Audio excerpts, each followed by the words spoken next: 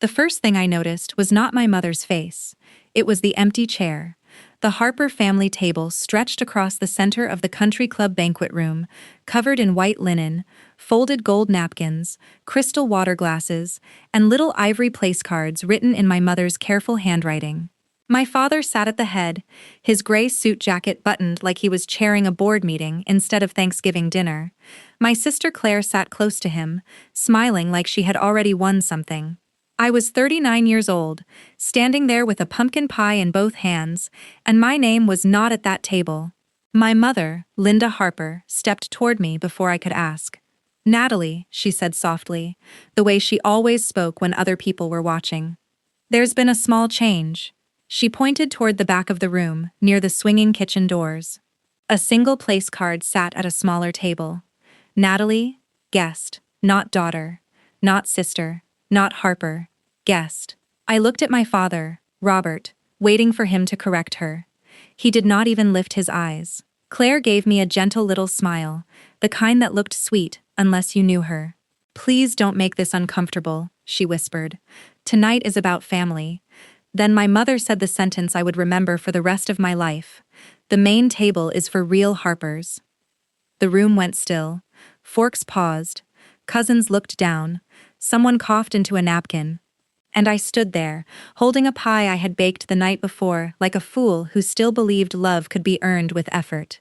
What they did not know was that inside my purse, under my phone, and a folded tissue, was a sealed envelope from a certified DNA lab, and beside it was a letter from an attorney. I had not come to use either of them. I came hoping, stupidly maybe, that one holiday could pass without being reminded that I was tolerated, not wanted. But when my mother leaned closer and said, "Blood matters, Natalie," something inside me went very quiet. Before I tell you what happened next, if you have ever been treated like the outsider in your own family, stay with me. And if this story hits a place you do not usually talk about, leave a comment later, because sometimes strangers understand what relatives refuse to see. To understand why that empty chair broke something in me, I have to go back to the beginning. I grew up in a respectable house in Ohio, with clean windows, trimmed hedges, and family portraits that looked happier than the people inside them. My father worked in commercial real estate. My mother hosted charity luncheons, church events, bridal showers, and anything else that allowed her to arrange flowers and people in the order she believed they belonged. Then there was Claire, my younger sister. Claire was the pretty one, the easy one, the daughter my mother could show off without explaining anything. She had my mother's blonde hair, my father's narrow smile, and a natural talent for standing in the center of every photograph. When Claire entered a room, my parents brightened. When I entered, they adjusted. I learned the difference young. I was darker-haired, quieter, more serious. I had my grandmother's face, my grandmother's brown eyes, and according to my mother, my grandmother's unhelpful stubbornness. At first, people said it like a compliment. "She looks just like Eleanor," relatives would say. My father's mouth would tighten. My mother would change the subject.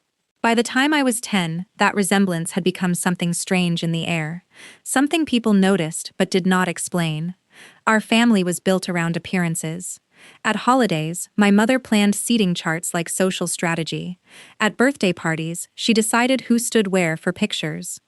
At weddings, she whispered instructions through her smile. And always, somehow, Claire ended up beside my parents. I ended up holding coats, cutting cake, carrying gifts, or standing at the edge. No one said I was not loved. That would have been too honest. Instead, they said I was sensitive, dramatic, difficult, different. If I asked why Claire got praised for the same things I got criticized for, my mother sighed and said, "Natalie, not everything is a competition." If I asked why Dad took Claire to open houses and business lunches but never invited me, he said, "Your sister understands people better." And if I asked why relatives sometimes stopped talking when I walked into the room, my mother's eyes hardened. "Don't go looking for trouble," she would say. So I stopped asking out loud. But I never stopped noticing. In our house, belonging was not something you were given. It was something you had to perform. Claire performed it beautifully. I kept trying and failing in ways I did not understand. For years, I thought if I was useful enough, quiet enough, forgiving enough, there would finally be a permanent place for me at that table. I did not know then that my family had already chosen the story they wanted to believe, and in that story I was never really one of them. The pattern started so early that I did not have a name for it. At my high school graduation, I won a scholarship that paid for most of my first year of college. I remember walking into the kitchen with the letter in my hand, my heart beating fast, hoping my father would smile. He read it once and said, "That's good, Natalie, good." Then Claire came in wearing her dance costume because she had a recital that weekend, and my mother started crying over how beautiful she looked. Within 5 minutes, my scholarship letter was under a stack of grocery coupons, and everyone was talking about Claire's stage makeup. I told myself it did not matter. That was what I always did. When I moved into my first apartment, I carried boxes up 3 flights of stairs with a broken elevator and a borrowed dolly. My father called that evening, and for 1 second I thought he was calling to check if I was safe. Instead, he said, "You're independent. That's good for you." 2 days later, I found out he had sent Claire $800 for a spring break trip because, as my mother said, she's young. She should enjoy herself. At family dinners, I was the one asked to arrive early. I chopped onions under my mother's sharp kitchen lights. I set out silverware, watched younger cousins, washed serving dishes, and made coffee while Claire sat in the living room with the adults. She would laugh at something my father said, and he would look at her like she was proof he had done something right. If I complained, my mother lowered her voice and said, "Jealousy is ugly on you." If I stayed quiet, Claire would tilt her head and say, "You always act like you're above everyone." There was no right version of me. By the time I was 25, the whispers had become bolder. At Christmas one year, my Aunt Patricia looked at an old family photo and said, "Natalie must have been switched at birth. She doesn't look like Robert at all." Everyone laughed, even my mother. My father stared into his drink. Claire gave me a quick glance, almost satisfied, then looked away. I waited for someone to say, "Don't be cruel." No one did. Later that night, I asked my mother in the laundry room, while the dryer thumped behind us, "Why do people keep saying things like that?" Her hands froze over a basket of towels. Then she looked at me with a fear I had never seen before. "Some questions destroy families," she said. That sentence stayed with me, not because it answered anything, because it told me there was something to answer. After that, my father's coldness made more sense, but it hurt worse. He started calling Claire my real legacy when he talked about business, like I was standing outside the circle of his name. Claire never had to directly attack me. She only had to accept the crown they kept placing on her head. And she did. Privately, once, after a family barbecue where I had spent 3 hours cleaning while she took pictures by the pool, Claire smiled at me and said, "Some people just fit better, Nat. Maybe stop forcing it." I remember drying my hands on a dish towel and feeling something in me go still. Forcing it, that was what she thought I was doing by wanting to belong. But what my family did not see was that outside their house, I was becoming someone they could not measure. I built my life quietly, no big announcements, no dramatic posts, no speeches at Thanksgiving. I became a senior compliance investigator for a medical billing company, which sounds boring until you understand what it taught me. I learned to read what people tried to hide. Dates that did not match, signatures that appeared too clean, statements that contradicted old records. Emails written politely, but meant to protect someone from consequences. My job rewarded patience. My family mistook patience for weakness. I had a small townhouse, a steady income, good health insurance, and coworkers who trusted my judgment more than my family ever had. I was not flashy like Claire. I did not post restaurant selfies or vacation photos with captions about blessings, so to my parents, my life looked ordinary. That was their mistake. The first DNA test I took was not for revenge. It was late on a Sunday night after another family dinner, where an uncle had joked that I was the mystery Harper. I sat at my kitchen table, staring at the little box from an ancestry company, and told myself I only wanted peace. When the results came back, I expected confusion. Instead, I found connection. Strong connection to the Harper line. Matches through my father's side. Names I recognized from old stories. Cousins linked to my grandmother Eleanor. I should have felt relieved. I did, for about 10 minutes, then I felt sick. Because if I was Robert Harper's daughter, then the shame they had placed on me all those years belonged somewhere else. Months later, after my grandmother's death, another match appeared. A woman with a last name I did not know messaged me carefully, asking if Linda Harper meant anything to me. I stared at that message for a long time before answering. That was when the first crack opened under the family story. I did not confront anyone. Not yet. Instead, I did what I knew how to do. I documented. I saved screenshots. I requested records. I spoke to the right people. And eventually, with proper legal guidance, I arranged for a certified DNA test connected to my father's medical sample from an old family health screening he had agreed to years before. When the certified envelope arrived, I left it unopened on my kitchen table for almost an hour. Because I knew once I opened it, I could never go back to pretending. The results confirmed what I already suspected. I belonged to Robert Harper by blood. But the second result, the one connected to Claire's paternal markers, made me sit down slowly. Claire did not match the Harper line the way I did. I did not smile. I did not celebrate. I just whispered, "Oh, Mom." Because biology had never mattered to me the way love did. But my family had made blood the weapon, and now, for the first time in my life, the weapon was pointing back at them. The first person I told was Aunt Marianne. Technically, she was my grandmother, Eleanor's younger sister, which made her my great-aunt, but I had called her Aunt Marianne since I was old enough to say her name. She was 73, widowed, and the kind of woman who kept fresh flowers on her kitchen table, even when no one was coming over. Her house smelled like lemon cleaner, black tea, and old books. I arrived there on a rainy Tuesday afternoon, with the certified envelope in my bag, and a pressure in my chest I could barely breathe around. Marianne opened the door, looked at my face, and did not ask me to explain myself on the porch. She just said, "Come in, sweetheart." That alone almost broke me. I sat at her small kitchen table while she put the kettle on. Her hands were thinner than I remembered, but steady.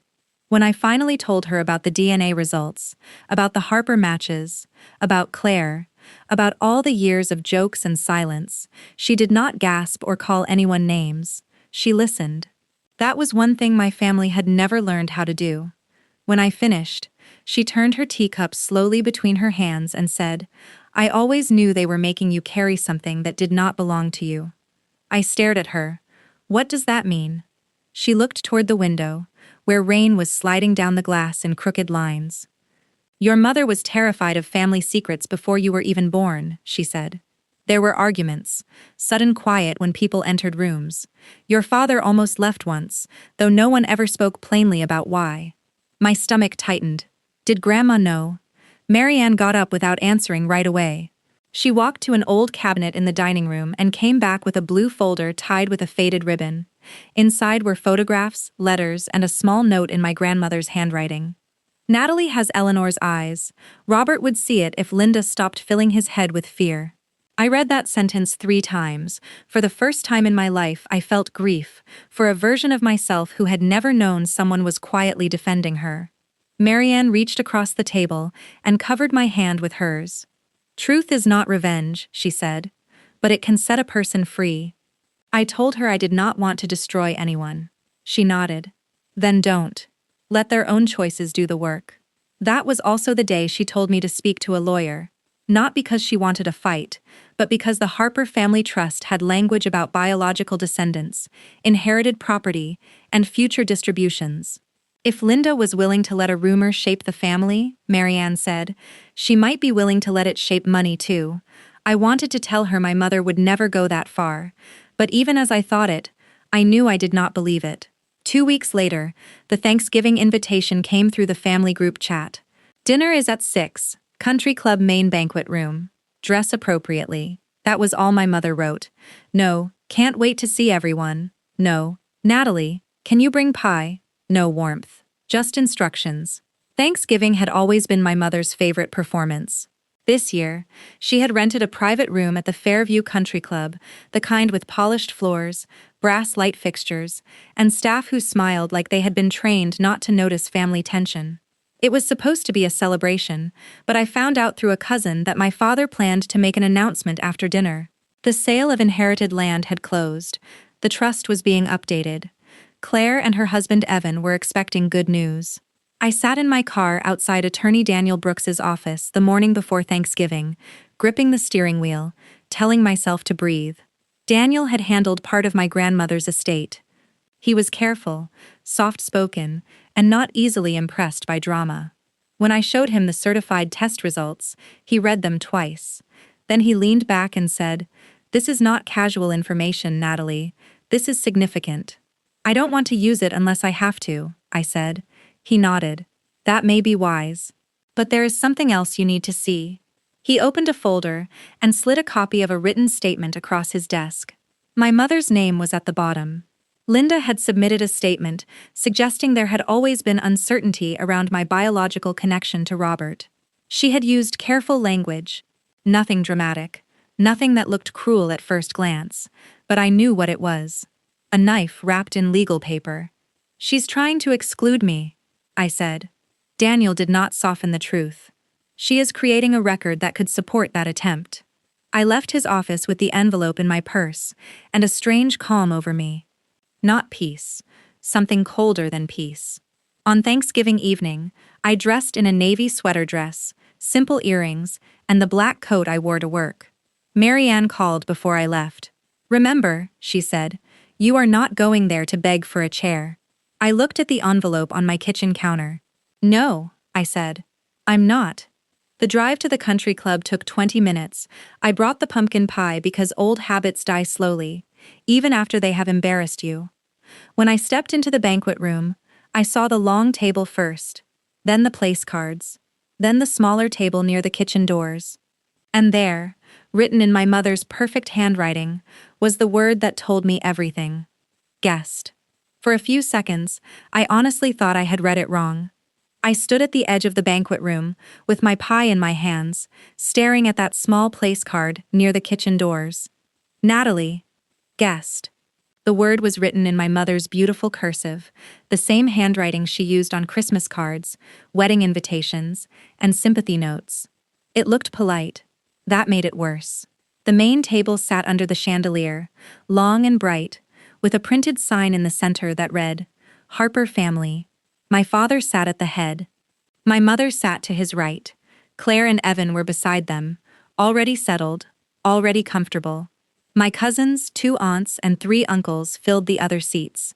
Everyone who mattered was there. Except me. I walked toward my mother slowly. "Mom," I said, keeping my voice low, "I think there's been a mistake." She turned with that soft public smile I hated, the one that warned me not to embarrass her. "No mistake, Natalie. We just had to make some decisions about seating." "Why am I at the back?" A few people heard me.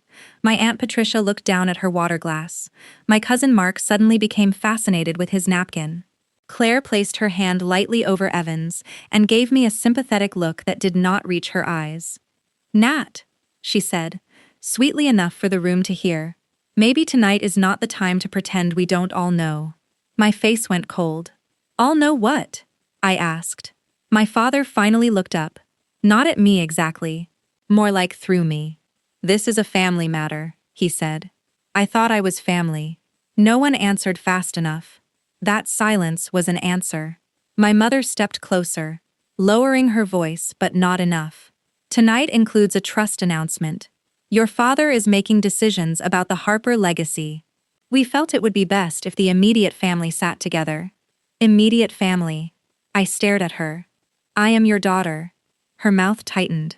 "Natalie, please don't make this dramatic." Then Claire sighed, like I was exhausting everyone by bleeding where they had cut me. "Mom is trying to be kind," she said. "You're still welcome here." "Welcome, at the back, by the kitchen doors." My father cleared his throat. "Family peace requires honesty." My mother nodded, as if he had said something noble. Then she gave me the line she must have rehearsed in front of a mirror. "Blood matters at a family table." The room changed after that. Not loudly. No one gasped, no one stood up. But I felt the air tighten. People heard it. They understood what she meant. They understood what she was accusing me of being. Not Robert Harper's daughter. Not really one of them. I looked around the table, and nobody defended me. Not one person said, "Linda, that's too far." Not one person asked for proof. Not one person reminded her that I had spent every holiday of my life in that room, in that family, under that last name. I was 39 years old, but for one breath I felt 10 again. Standing in a hallway, listening to adults stop talking when I walked in. Wondering what was wrong with me. My father stood and tapped his fork against his glass. "I think we should continue," he said. "Tonight is about moving forward." Then he looked at Claire. "As many of you know, with the land sale finalized, the Harper Trust will be entering a new phase. Claire has shown the kind of commitment and stability that represents the next generation of this family." Claire lowered her eyes like a humble princess. My mother reached for her hand, and I stood outside the table like a servant who had accidentally wandered into the wrong room. That was when the old part of me almost apologized. I felt it rise in my throat. Sorry. Sorry for making this awkward. Sorry for asking. Sorry for wanting what should have been mine without begging. But another part of me, the woman who had spent years reading documents and finding hidden truths, finally stepped forward inside my own body. I did not cry. I set the pie down on the nearest empty service table. Then the banquet room doors opened behind me.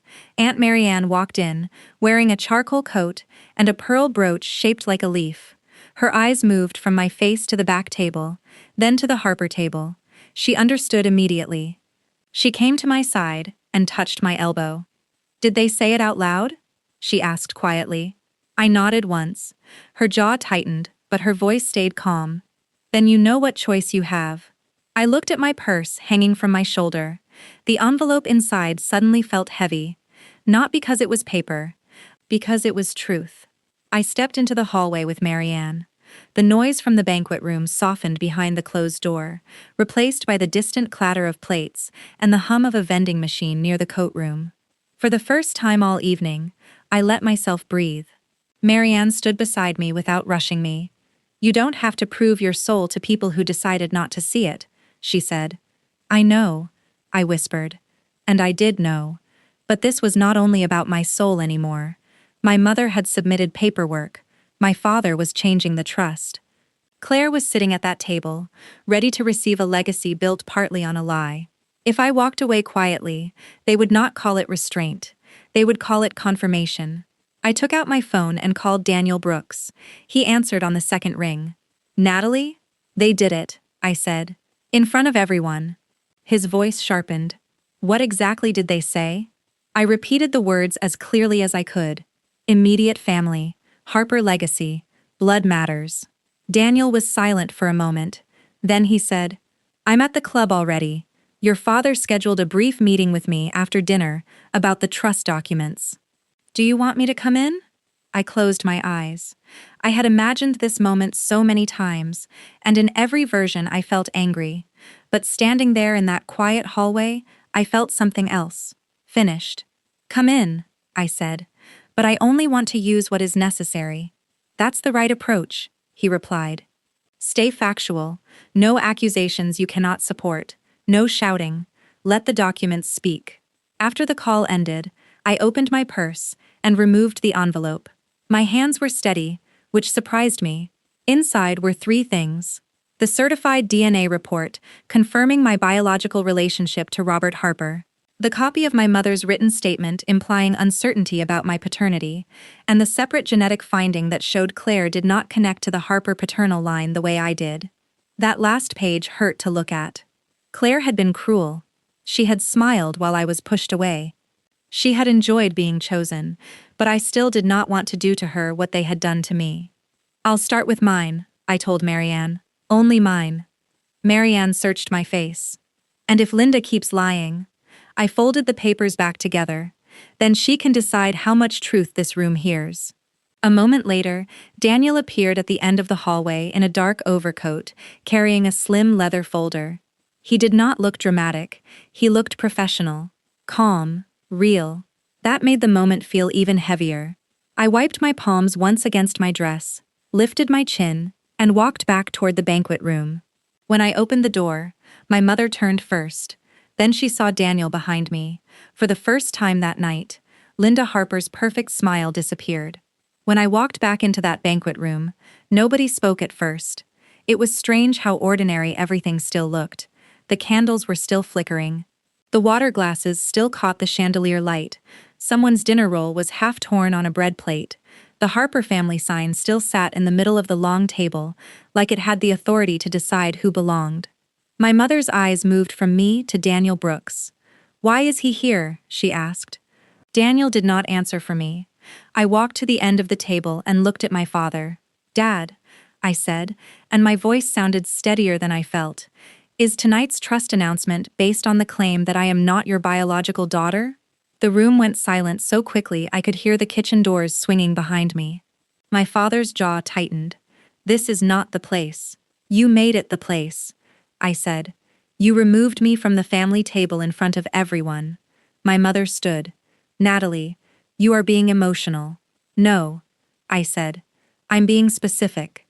Claire let out a small, bitter laugh. "You always do this. You turn everything into an attack." I looked at her, then at the place card beside her plate. Claire Harper. Not guest, not question mark, not problem, just Claire. I reached into my folder and placed the first document on the table. "Then let's keep it factual." My mother's face changed before anyone even read it. She knew. Maybe not exactly what I had, but she knew the shape of the truth when it entered a room. Daniel stepped forward. "This is a certified DNA report from an accredited lab.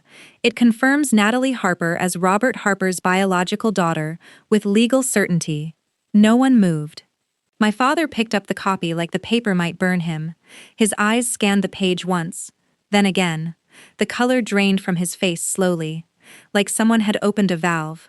"That can't be right," Claire whispered. "It is right," Daniel said calmly. Claire looked at me. "Those tests can be wrong." "That's why I didn't bring an online ancestry screenshot," I said. "I brought a certified report." My mother reached toward the paper.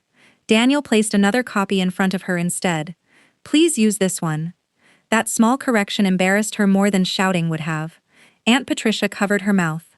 My cousin Mark stared at the table. Evan leaned back slightly, as if he wanted distance from the whole Harper bloodline.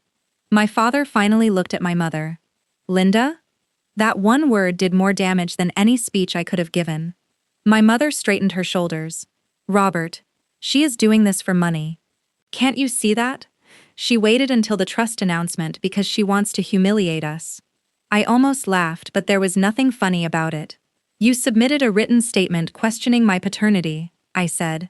"You used a lie to support removing me from the trust." Her eyes flashed. "I protected this family." "From what?" I asked. "From me?" Daniel opened his folder. "I can confirm Mrs. Harper submitted a statement suggesting uncertainty about Natalie's biological connection to Mr. Harper. That statement has now been contradicted by certified testing." The murmuring started then. Low, uncomfortable, spreading down the table. My father's hand shook around the paper. Claire turned to my mother. "Mom?" Linda ignored her. She looked only at me, and for the first time in my life, I saw panic under the polish. "You had no right to dig into private matters," she said. I felt something settle inside me. "You made my belonging a public vote," I said. "I am ending the vote." The words landed harder than I expected. Even Claire stopped moving. My mother's mouth tightened. "You don't understand what you're doing." "I understand exactly what I'm doing." "No, you don't," she snapped, losing the soft voice. "You are so desperate to prove you belong that you'll destroy your own sister." I looked at Claire. She was pale now, her eyes glossy, her hand gripping Evan's sleeve. I did not want to do it. I truly did not. So I gave my mother one last chance. "Stop," I said quietly. "Do not make me open the rest of this." My mother's face twisted with something cruel and frightened. At least Claire never needed a test to be loved. The room froze. That was the sentence that sealed her fate. I looked at Daniel. He did not move until I nodded. Then he removed the final document from his folder and spoke with the same careful calm he had used from the beginning. There are additional genetic findings relevant to Mrs. Harper's claims. Those findings do not support Claire Harper as Robert Harper's biological daughter through the same paternal markers. For a moment, nobody understood. Then they did.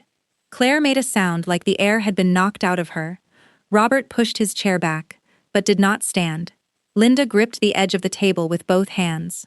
"No," Claire whispered. I looked at her, and despite everything, my heart hurt. "Claire," I said softly, "this was never about whether you deserved love. It was about what Mom let everyone do to me while hiding the truth." Claire started crying then. Not dramatically, just silently, with her face crumbling in a way I had never seen before. My father looked at my mother like she was a stranger. "How long?" he asked. Linda said nothing. That silence answered him too. I picked up my coat from the back of a chair. My hands were still steady, but my chest ached like something had been pulled out by the roots. "I will not sit at any table where love is conditional," I said, "and I will not be erased to protect a lie." No one stopped me. Marianne walked beside me. Daniel gathered the copies and followed us out.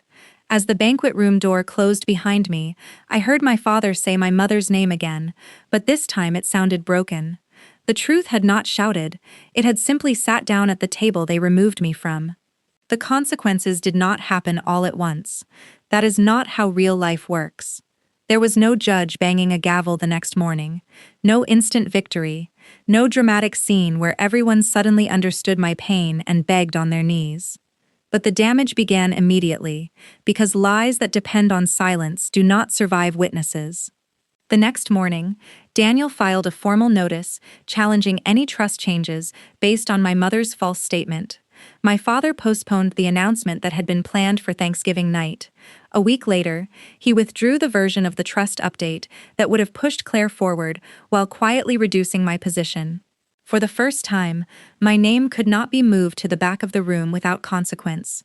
My mother's reputation inside the family collapsed in that quiet, suburban way people pretend is not brutal. Nobody screamed at her publicly.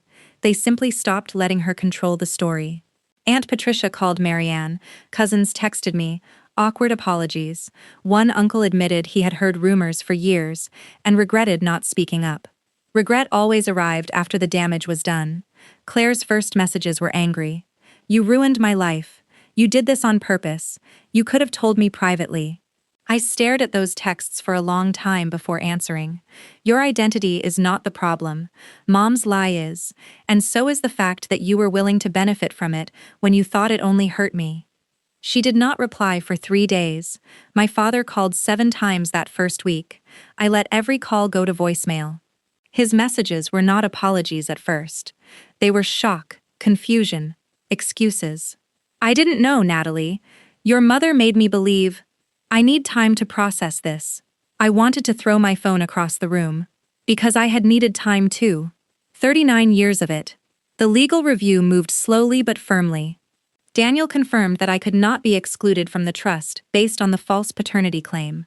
My mother was removed from any informal influence over the trust process, and my father was advised that repeating the same claim after certified proof could create serious legal trouble. But the biggest consequence was not financial. It was narrative. My family lost control of who I was. For years, they had survived by making me the question.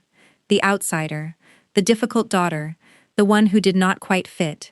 After Thanksgiving, they became the question. And for the first time in my life, I did not rush to answer it for them. Part 6. For 2 weeks after Thanksgiving, I did not answer my mother. She texted first, then she emailed, then she left one long voicemail that began with, "Natalie, you need to understand my position. Not, I hurt you. Not, I lied. Not, I let your father doubt you for decades." Her position. She said she had only been trying to protect the family. She said the truth was complicated. She said I had embarrassed everyone by bringing a lawyer into a holiday dinner, as if she had not brought a lie to the same table first. Then came the sentence that told me nothing had really changed. "Please don't punish everyone just because you're upset." Upset. That was what she called 39 years of being treated like a question mark. My father asked to meet for coffee. I almost said no, but part of me needed to look at him without the banquet room between us. We met at a small cafe near his office. He looked older than he had on Thanksgiving, like the truth had taken something physical from him. "I didn't know," he said. I wrapped both hands around my coffee cup. "You didn't verify," I said. He looked down. "Linda made me believe there were reasons. And you chose to believe reasons that made it easier not to love me properly." His face tightened, but he did not argue. For the first time in my life, I watched my father have no defense ready. He said he was sorry. I believed he meant part of it, but apologies do not erase the years they arrive too late to protect. Claire messaged me later. Her message was shorter than I expected. "I knew the seating was meant to hurt you. I didn't know everything else." I read it 3 times. Then I wrote back, "Knowing enough to enjoy my humiliation was still knowing enough." She did not answer. Maybe she hated me. Maybe she hated our mother. Maybe she hated herself. I did not need to decide that for her anymore. Through Daniel, I told my parents I was taking 6 months of no contact. Any legal matter would go through his office. Any personal apology had to be written, specific and free of excuses. My mother called that cruel. Marianne called it peace with a locked door. And for once, I chose the door. The first few weeks felt strange. Quiet can feel like loneliness when you are used to chaos. I would reach for my phone expecting another family group chat argument, another request, another insult dressed as concern. Then I would remember. I did not have to open it. Sunday dinners started at Marianne's house. At first it was just the 2 of us, soup on the stove and bread warming in the oven. Then a cousin came by with flowers and an apology that did not ask anything from me. Then a friend from work joined us after her divorce. Slowly, the table filled. No seating chart, no ranking, no one deciding who counted more. Just people passing bowls, laughing softly, asking real questions, and listening to the answers. At work, I kept going. I became director of investigations the next spring, and when my boss announced it, I thought about how many years my family had called me difficult for noticing the truth. In my career, that same skill had built my life. Daniel later confirmed the trust issue had been corrected. I received what I was legally owed, but it did not feel like the victory people might imagine. The victory was smaller, cleaner. I no longer needed money, blood, or a chair under a chandelier to prove I belonged. Months later, my father sent a written apology. It was imperfect, but it was the first time he named what he had done without hiding behind my mother. I cried when I read it. Then I folded it and put it away. I did not rush back. My mother never sent anything real. Claire eventually told me she had started therapy. She admitted she had liked being chosen, even when it meant watching me be pushed aside. I appreciated the honesty. I still kept my distance. That year, I hosted Thanksgiving in my own home. Marianne raised her glass and said, "To the people who choose each other with kindness." I looked around my table and finally understood. The DNA test revealed who belonged by blood, but life revealed who belonged by love, and nobody at my table would ever have to earn their seat by bleeding quietly. If this story reminded you of a family table where you never felt fully welcome, tell me in the comments. Sometimes the first step toward healing is finally saying, "That happened to me too." And if you want more stories about truth, boundaries, and quiet justice, subscribe and stay with us. Because sometimes walking away is not losing your family. Sometimes it is how you finally find one.